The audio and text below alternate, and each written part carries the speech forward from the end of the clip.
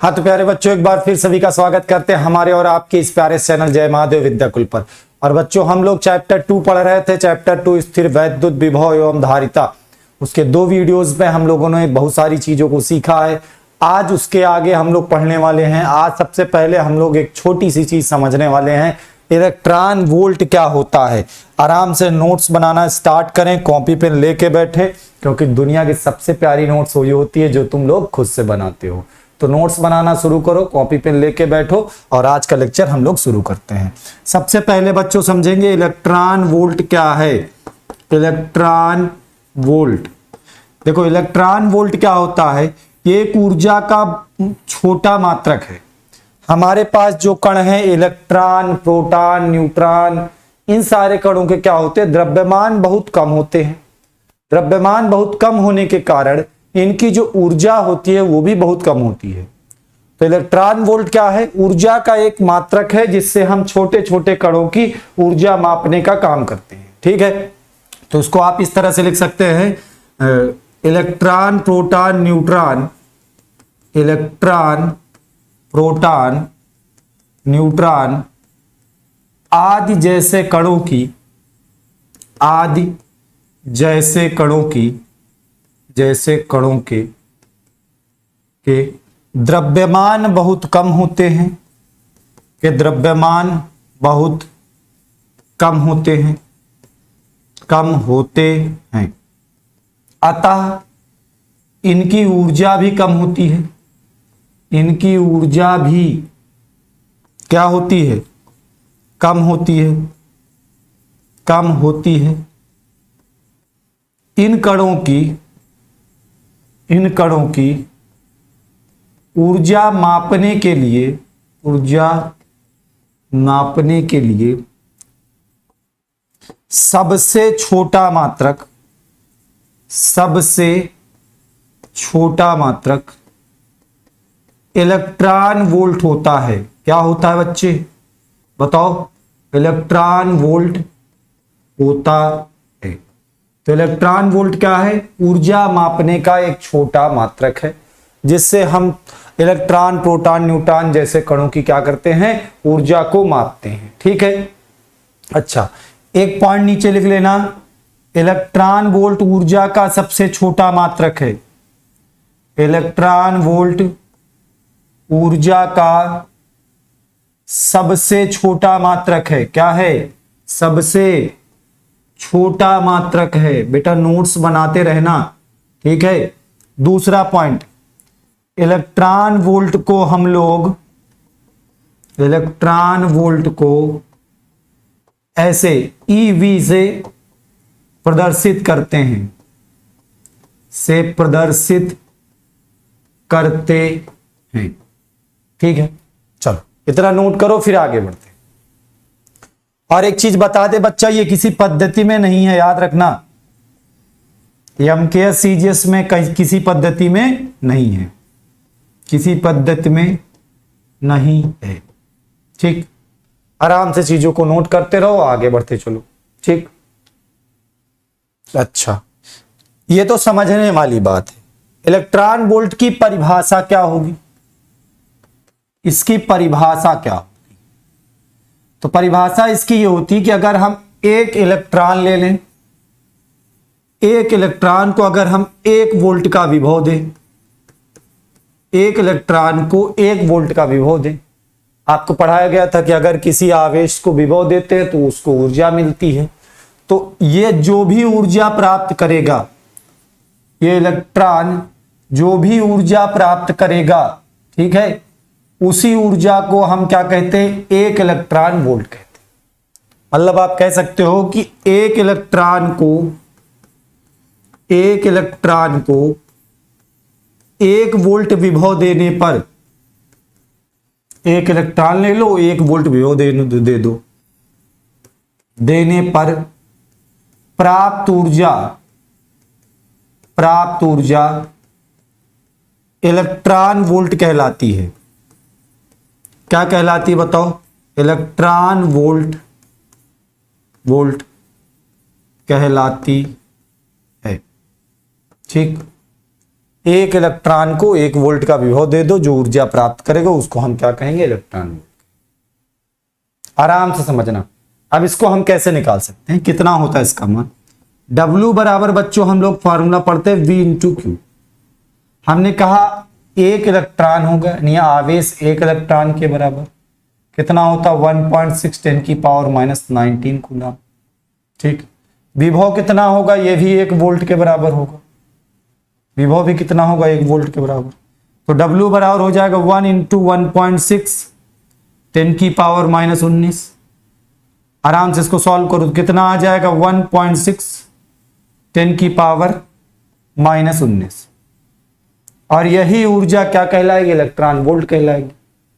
बताओ, यही ऊर्जा क्या कहलाएगी, इलेक्ट्रॉन वोल्ट कहलाएगी।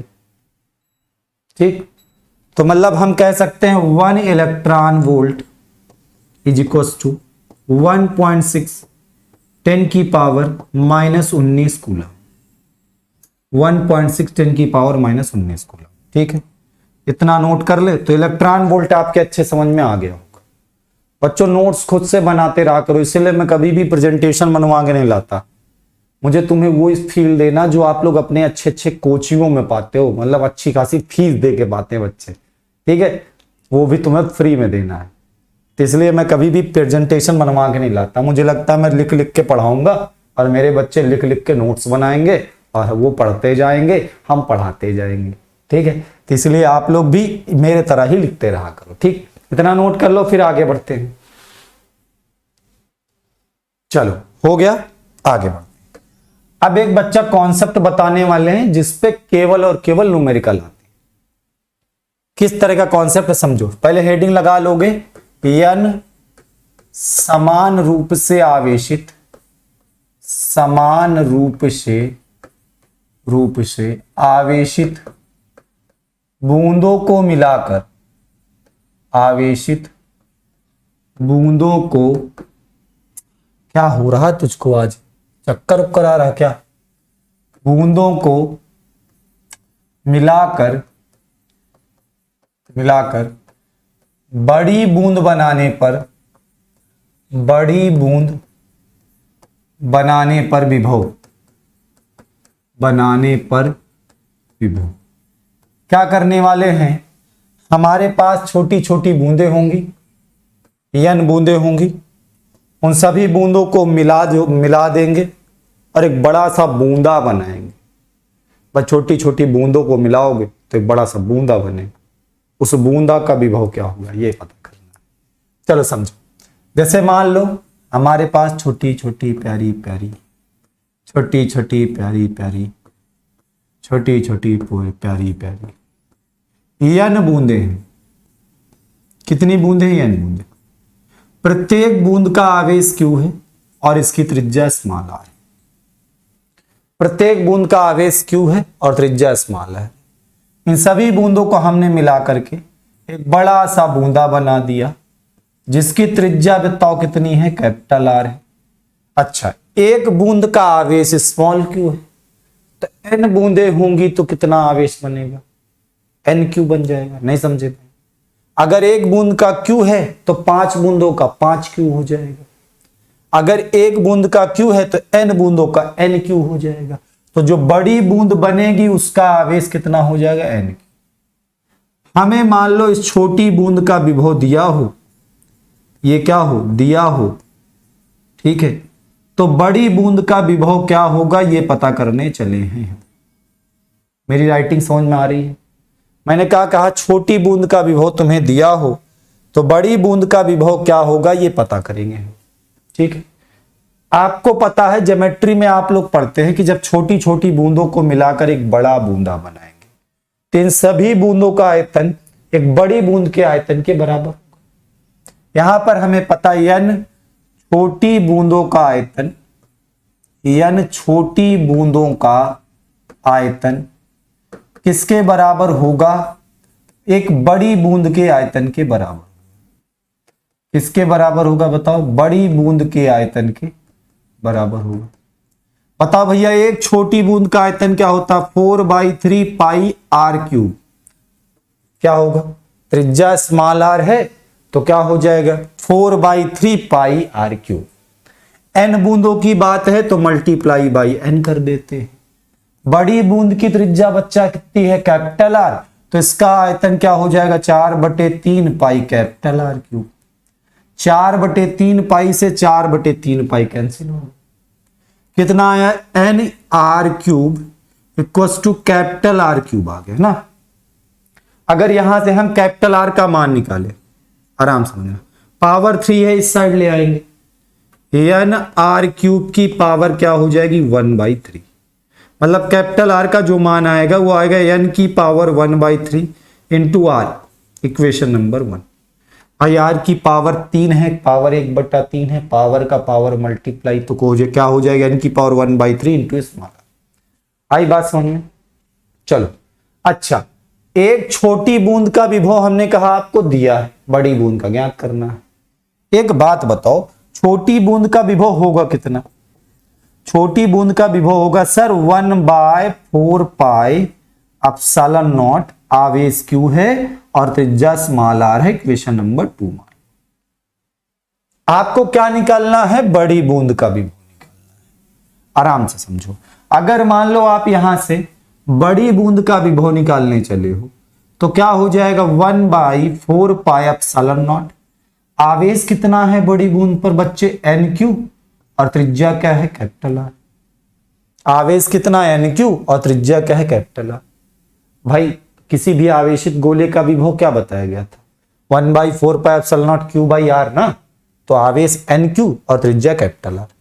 अगर समीकरण नंबर 1 से हम कैपिटल आर का मान रख दें, समीकरण नंबर 1 से जहां कैपिटल आर है वहां क्या लिख सकते हैं एन की पावर 1/3 इंटू स्मॉल आर। तो बड़ी बूंद का विभव हो जाएगा 1/4 pi epsilon naught, n q लिखा रहने दो, बटे कैपिटल आर की जगह क्या लिख सकते हैं एन की पावर 1/3 इंटू स्मॉल आर।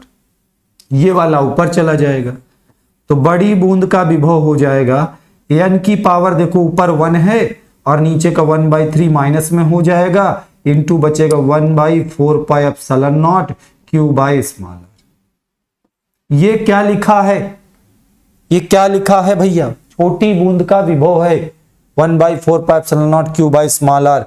ये क्या है? ये छोटी बूंद का विभव है। तो बड़ी बूंद का विभव बराबर आ गया, बताओ एन की पावर 1 से 1/3 घटाओगे 2/3 बचेगी, और इंटू बताओ क्या छोटी बूंद का विभव। देखो ये कोई फॉर्मूला नहीं है, मैं बार बार कह रहा हूं, ये तुम्हें कॉन्सेप्ट सिखाया गया है, ठीक है, कि पहले आयतन को बराबर करो, त्रिज्या का संबंध निकाल लो, छोटी का विभव दिया है, बड़ी का विभव निकाल कर उसमें त्रिज्या के संबंध को रख देना, बड़ी बूंद का विभव निकल आएगा। सीधे फॉर्मूले पर रख दोगे तो भी निकल आएगा, एन की पावर 2/3 इंटू छोटी बूंद का विभव बराबर बड़ी बूंद का विभव। ठीक है, समझ में आ गया होगा। चलो इस पर एक क्वेश्चन भी करेंगे, पहले आप इतनी चीजों को नोट कर लें, आराम से नोट करें इसे, ठीक है। आओ छोटा सा एक सवाल करते हैं, सवाल किया जाए भाई। एक क्वेश्चन मैं आपके सामने लिख रहा हूं, आप लोग भी लिख लेना, ठीक है।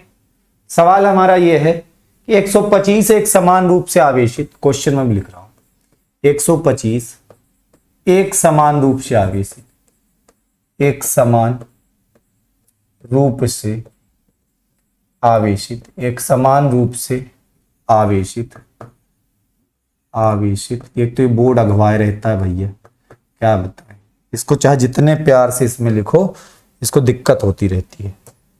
क्या दिक्कत तुम्हें? बच्चों के श्राप लग जाएगी, समझ लेना तुम्हारा जिंदगी में भला नहीं होगा। हमारे अलावा तुमको जीवन कोई खरीदेगा नहीं, हम खरीद के तुमको फंस गए। बोर्ड से बात कर रहे हैं तुम लोग से, ठीक है। समान रूप से आवेशित छोटी बूंदों को मिलाकर, एक समान रूप से आवेशित छोटी बूंदों को मिलाकर, बूंदों को मिलाकर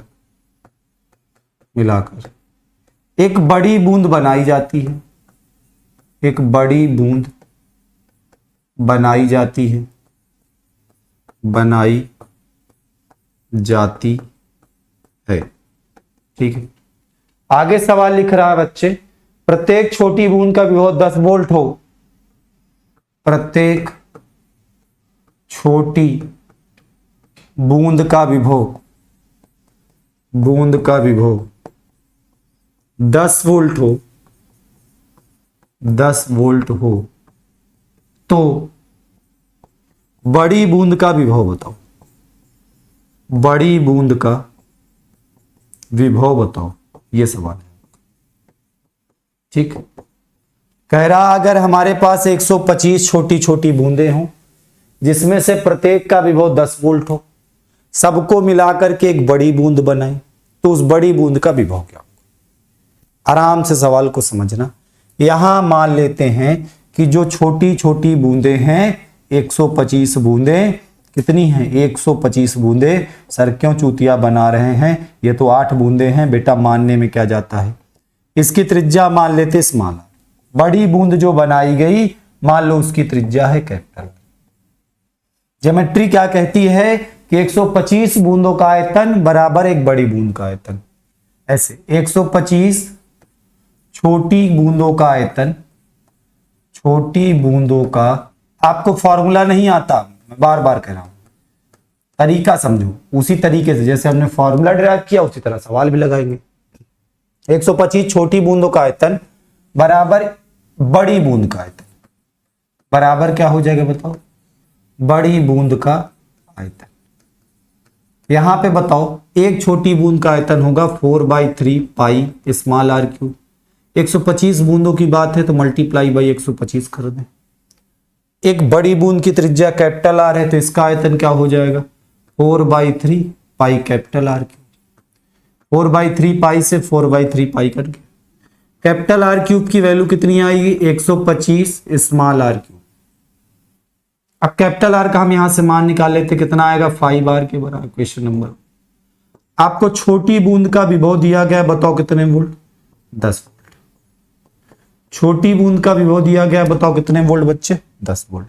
ठीक, अच्छा छोटी बूंद का अगर आवेश क्यू मान लें और त्रिज्या स्मॉल आर है तो बताओ यहां पर छोटी बूंद का विभव क्या होगा 1/4 pi epsilon naught q by small r, जिसका मान है 10। समीकरण नंबर।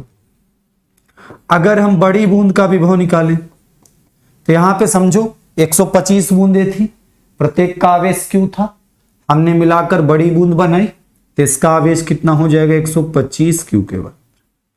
कितना हो जाएगा 125 क्यू के बराबर। तो बड़ी बूंद का विभव हो जाएगा 1/4 pi epsilon not 125 Q by capital R. 125 Q by क्या लिख दोगे कैपिटल आर। अब बताओ समीकरण 1 से आप मान रख दो, समीकरण नंबर 1 से तो बड़ी बूंद का विभव यहां से आ जाएगा, बताओ कितना 1/4 पाई एप्सिलॉन नॉट 125 क्यू बटे कैपिटल आर का मान कितना रखोगे 5 स्मॉल आर।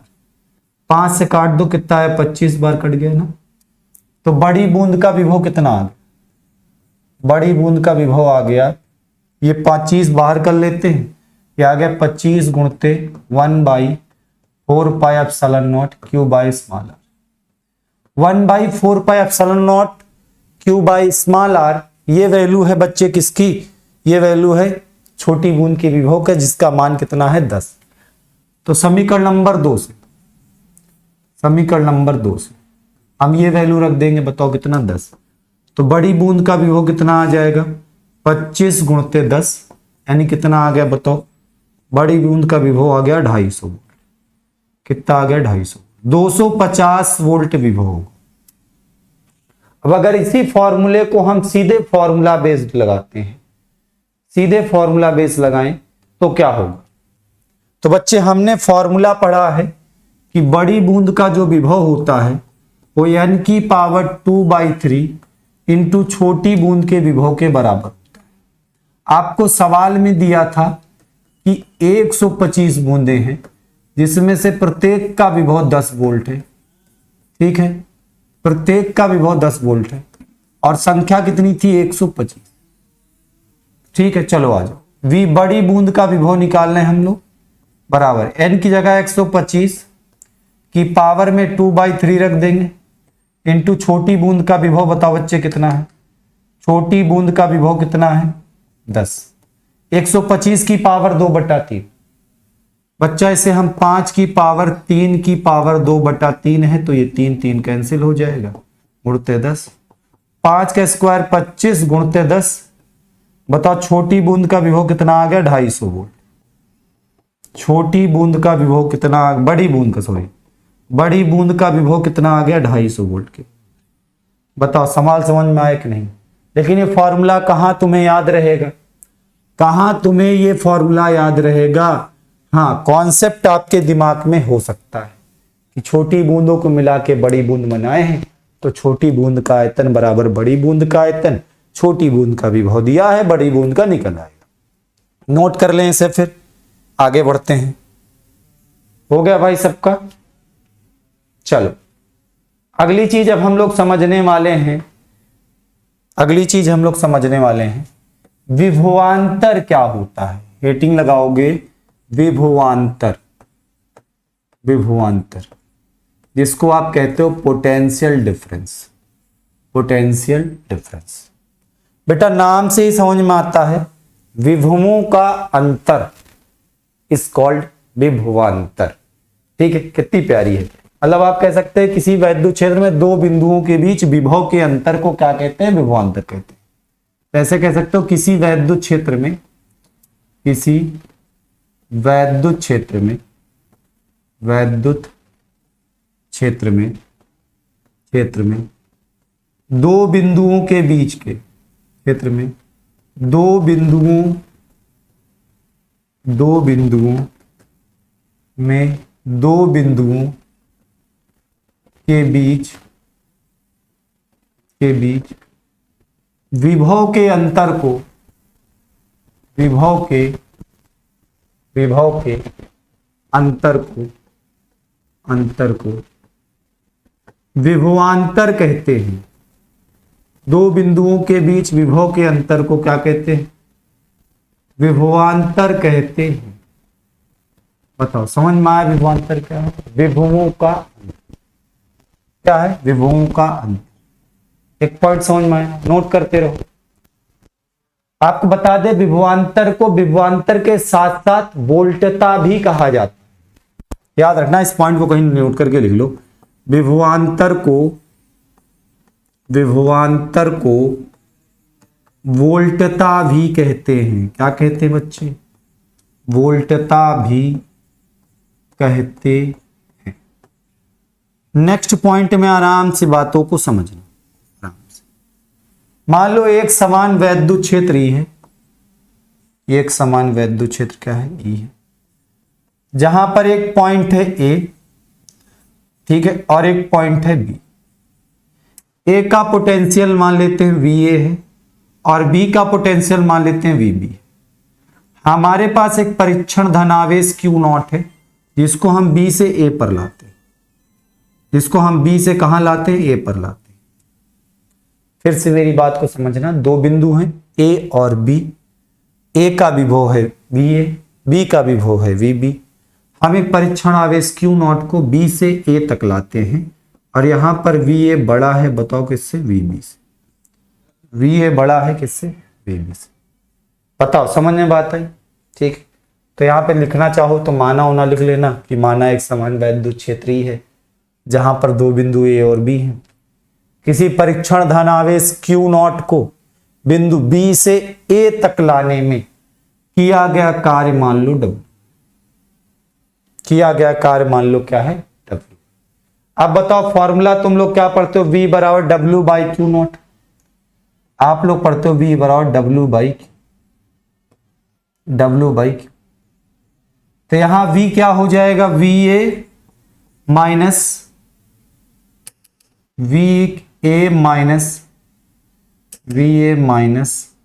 VB बराबर W by q. W by क्या हो जाएगा? क्यू। ठीक, अच्छा अगर इसमें हम क्यू नॉट की वैल्यू 1 कर,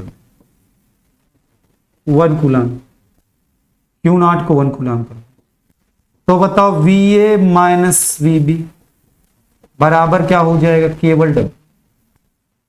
मतलब आप कह सकते हैं एकांक परीक्षण धनावेश को किसी वैद्युत क्षेत्र में एक बिंदु से दूसरे बिंदु तक लाने में किए गए कार्य को ही उन दोनों बिंदुओं के बीच का विभवांतर कहते हैं। ए और बी के बीच का विभवांतर VA माइनस VB बराबर है W के, कब? जब परीक्षण आवेश 1 कूलाम का होगा। फिर से एक बार समझना मेरी बात को, मैं कह रहा हूं किसी भी वैद्युत क्षेत्र में एकांक परीक्षण धनावेश को, 1 कूलाम के धनावेश को एक बिंदु से दूसरे बिंदु तक लाने में किए गए कार्य को ही उन दोनों बिंदुओं के बीच का क्या कहते हैं? विभवांतर कहते हैं। लिख दे रहे हैं, बगल में समझ जाना आता है। ये इसकी प्यारी सी सही वाली परिभाषा, ठीक है। बाकी ये तो शब्द में ही लिखा कि दो बिंदुओं के बीच के विभव के अंतर को विभवांतर कहोगे। ये तो यहीं पे लिखा विभवांतर मतलब विभवों का अंतर। आई बात समझ में? इसको ऐसे कहते हैं था किसी वैद्युत क्षेत्र में, किसी वैद्युत क्षेत्र में क्या हो रहा है यार बोर्ड, तुम चक्कर उक्कर खाते रहते हो क्या? किसी, फिर तुम्हें चक्कर आ रहा, किसी वैद्युत क्षेत्र में एकांक परीक्षण धनावेश को, एकांक परीक्षण धनावेश को, आवेश को एक बिंदु से दूसरे बिंदु तक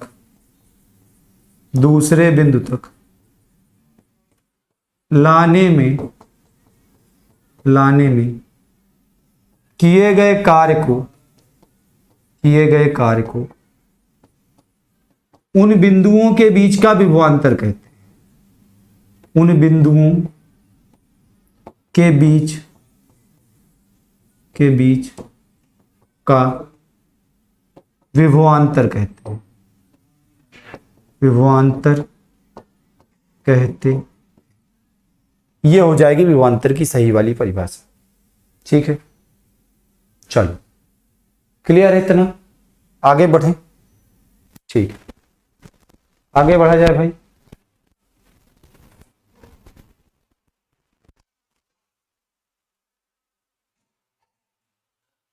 चलो हो गया, आगे बढ़ते हैं। ठीक है, अगली पेडिंग आ जाओ। ये अगली हेडिंग, ठीक है, आराम से समझना।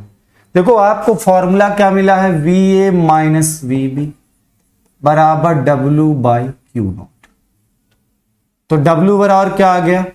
VA माइनस VB इंटू बताओ क्या Q0। इसके पीछे की कहानी आपको पता है कि हमने वैद्युत क्षेत्र ही लिया था, एक समान वैद्युत क्षेत्र ही लिया था। एक पॉइंट A था, एक पॉइंट B था, आवेश हमारे पास Q0 था जिसको हम B से A पर ला रहे थे। कार्य WAB, W कहां से कहां तक? B से A तक लाने का कार्य है। तो ये मतलब कार्य जो है ये B से A का कार्य है, बराबर है VA माइनस VB और इंटू बताओ क्या है Q0। थोड़ा इस फॉर्मूले को आराम से समझो और इससे मैं तुम लोग को फॉर्मूला लिखना सिखा रहा हूं। देखो आराम से समझो, है क्या? आप निकालना है WBA, तो पहले VA माइनस VB बरा इंटू Q0। अगर मैं निकालूं W12, पहले बिंदु से दूसरे बिंदु पर जाने में कार्य, तो पहले देखो क्या है, यहां B A था तो A माइनस B है, यहां 1 2 है तो 2 माइनस 1 हो जाएगा। इंटू बताओ क्या लिख दोगे? Q0। बताओ बात समझ में आई? फिर से मैं एक बार सिखा रहा हूं तुम्हें।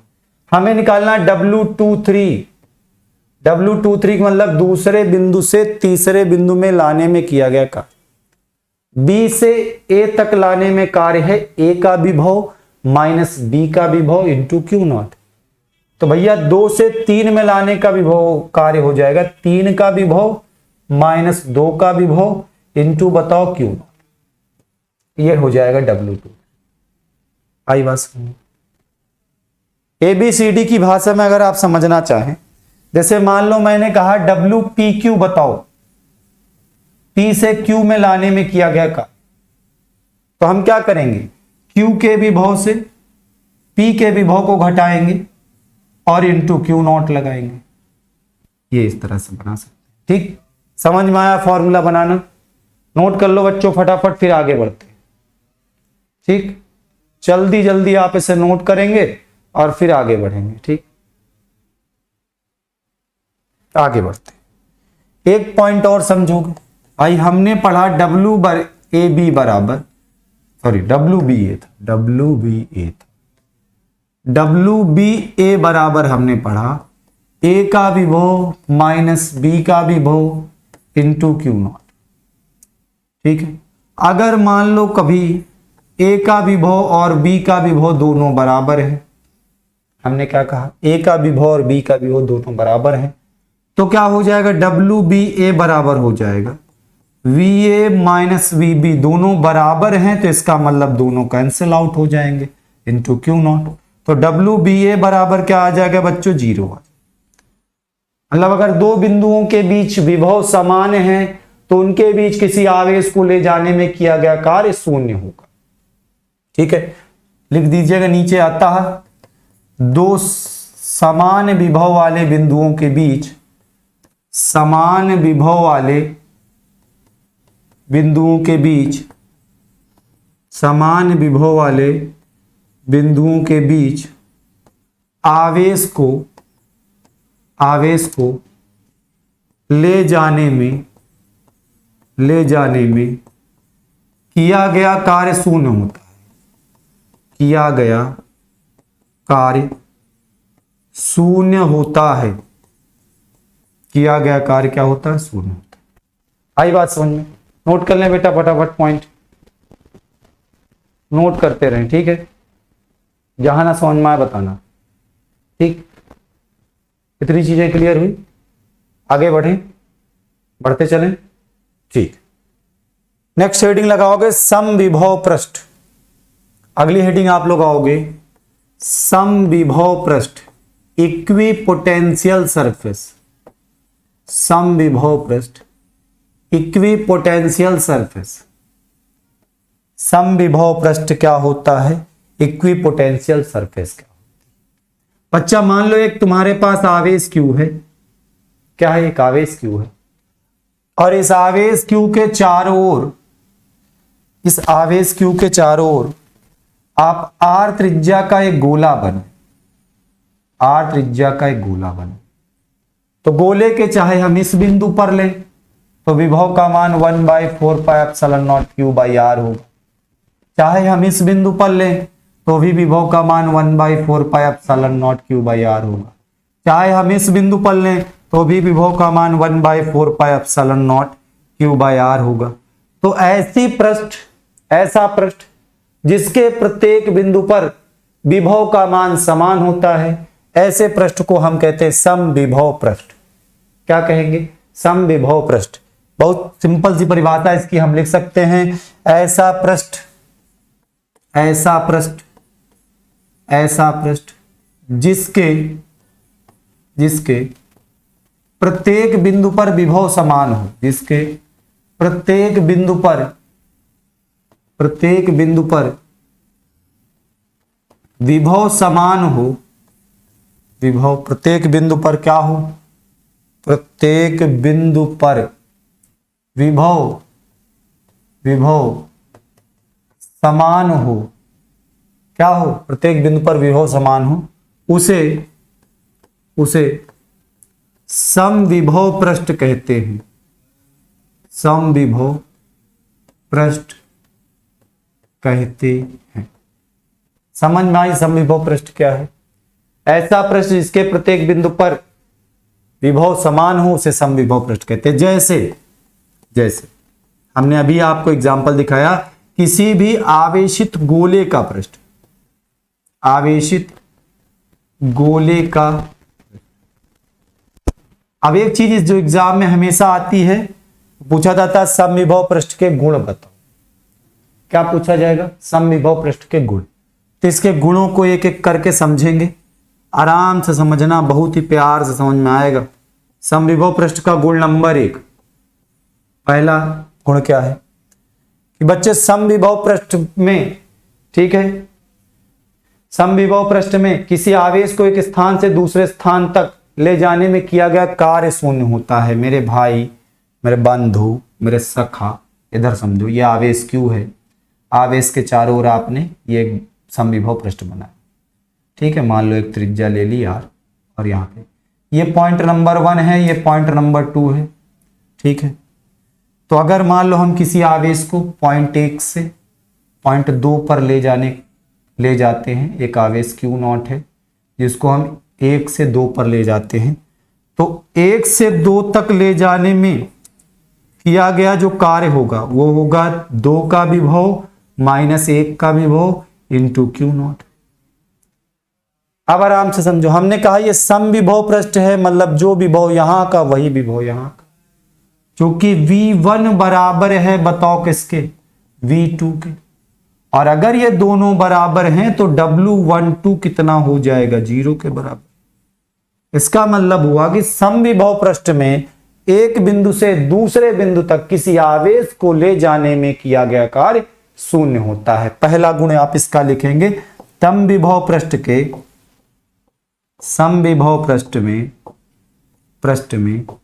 एक बिंदु से दूसरे बिंदु तक आवेश को ले जाने में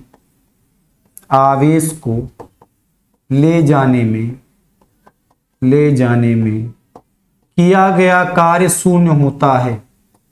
किया गया कार्य क्या होता है, शून्य होता है। बताओ बात समझ में आई कि नहीं? पहला गुण ये था, ठीक है। किया गया कार्य क्या होता है, शून्य होता है, ठीक है। ठीक, आगे बढ़ते।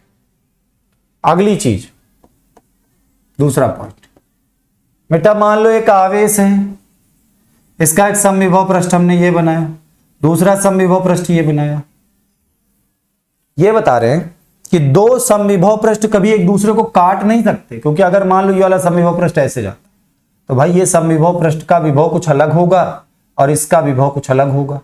तो कभी भी दो समविभव पृष्ठ एक दूसरे को काटते नहीं हैं। क्यों नहीं काटते? क्योंकि जहां काटेंगे उस स्थान पर विभव के दो मान होंगे, क्योंकि दो पृष्ठ है। समविभव पृष्ठ के लिए विभव का मान होता है ना, तो इस पृष्ठ के लिए विभव का मान कुछ और होगा, इस पृष्ठ के लिए विभव का मान और होगा। तो कटान बिंदु पर विभव के दो मान होंगे, जो कि व्यवहारिक रूप में या वास्तविकता में संभव नहीं है। तो दूसरा पॉइंट क्या लिखेंगे? दो समविभव पृष्ठ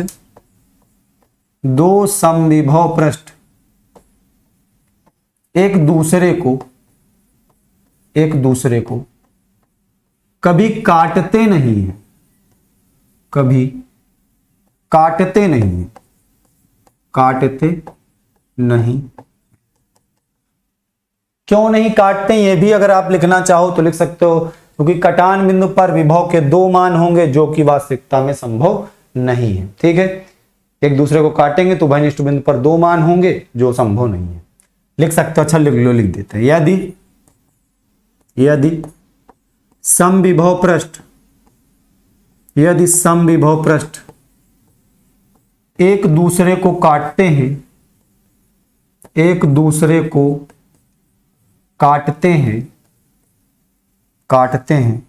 तो उभयनिष्ठ बिंदु पर विभव के दो मान होंगे जो कि संभव नहीं है।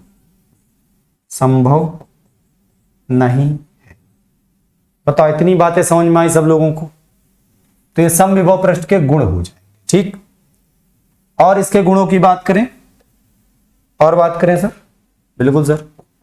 इसका तीसरा गुण क्या है? समविभव पृष्ठ दो तरह के होते हैं, एक विमीय भी होते हैं, दो विमीय भी होते हैं। एक पॉइंट लिखोगे, समविभव पृष्ठ एक विमीय व दो विमीय भी होते हैं। एक विमीय व दो विमीय होते हैं, एक विमीय भी होते हैं और द्विविमीय भी होते हैं, द्विविमीय होते। ठीक है, नोट करते रहो। अच्छा, सबसे इंपॉर्टेंट चौथा पॉइंट बेटा, अगर मान लो हमारे पास कोई धन आवेश है, धन आवेश के चारों ओर हमने एक समविभव पृष्ठ बनाया, तो धन आवेश से जो वैद्युत बल रेखाएं होती हैं धन आवेश से प्रारंभ होकर अनंत पर समाप्त होती हैं। ऐसे धन आवेश से प्रारंभ होती हैं और कहां पे समाप्त होती है? अनंत पर समाप्त होती हैं ऐसे। ठीक है, तो बताओ ये समविभव पृष्ठ पर कहीं पर भी देखो, यहां पर ये क्या है? लंबवत। यहां पर क्या है? लंबवत है। यहां पर क्या है? लंबवत है। यहां पर क्या है? लंबवत है। यानी समविभव पृष्ठ पर जो वैद्युत बल रेखाएं खींचते हैं वो समविभव के पृष्ठ पर क्या होती हैं? सदैव लंब होती हैं। तो एक पॉइंट हमारे पास ये भी बन गया कि समविभव पृष्ठ पर खींची गई वैद्युत बल रेखाएं, समविभव पृष्ठ पर वैद्युत बल रेखाएं, वैद्युत बल रेखाएं रेखाएं सदैव लंबवत होती हैं। सदैव कैसी होती हैं बताओ? लंबवत होती हैं। ठीक, तो ये चार गुण हमने वैद्युत समविभव पृष्ठ से रिलेटेड समझे हैं। आज की क्लास बच्चों यहीं तक रखेंगे, पढ़ाई लिखाई करते रहें। इसके आगे की जो वीडियो आएगी उसमें हम लोग विभव प्रवणता के बारे में, विभव प्रवणता वैद्युत क्षेत्र के संबंध के बारे में पढ़ेंगे और रेगुलर रोज रात 8 बजे ये हमारी क्लास आती है। तो आप सभी अपने दोस्तों के बीच शेयर भी करें और वीडियो अच्छी लगती है तो लाइक कर देना भाई। चैनल को सब्सक्राइब कर लो नए आए हो तो, क्योंकि इस चैनल पे पूरी फिजिक्स एकदम फ्री ऑफ कॉस्ट, पूरी फिजिक्स डिटेल में रात 8 बजे पढ़ाई जाती है। तो आज की क्लास इतने रखते हैं। अपना ख्याल रखना, पढ़ाई लिखाई करते रहना। All the very best.